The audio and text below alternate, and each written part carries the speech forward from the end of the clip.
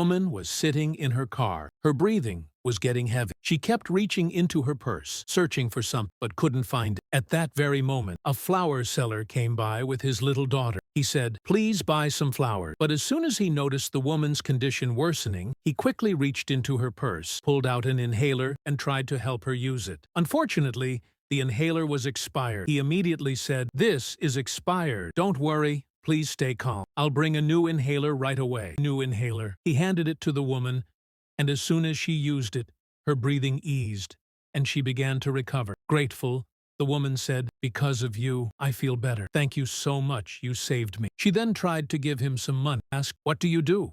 He replied, "I sell flowers." The woman smiled and said, "Then give me some flowers." She handed him the money, took the flower, and once again thanked him for saving her life. Later, the flower seller went near a football ground to sell his flower. A boy was playing football there, but when the seller approached and offered flowers, the boy scolded him and told him to leave. Disheartened, the man quietly walked away with his little daughter. Another day, that same woman was sitting in her car with a friend. She used her inhaler, and just then, the flower seller appeared again. Seeing him, she felt happy. The seller handed her a flower as a gift, but instead of taking just one, the woman bought all his flowers and gave him money. But the woman only smiled. One day, the flower seller was sitting in a park with his daughter. That woman came there too, and she sat beside them. She asked him, "Where do you live? What do you do?"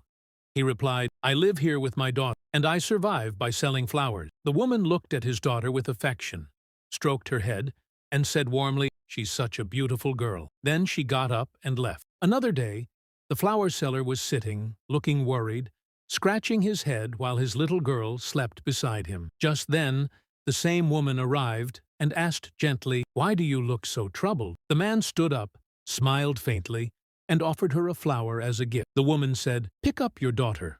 I want to talk to you." He picked up the child and followed her. After walking a little distance, he asked, "Why have you brought me here?" The woman looked at him and said softly, "Because I want to give you a proper home." Hearing this, the man was stunned. The flowers slipped from his hand as he stammered, "What are you saying?" She smiled and replied, "Yes, I've bought this house for you. Here are all the papers. It is now in your name." The man was overwhelmed. He looked at the house in disbelief, tears of joy filling his eyes. Dropping to his knees at the doorstep, he was overcome with happiness and gratitude.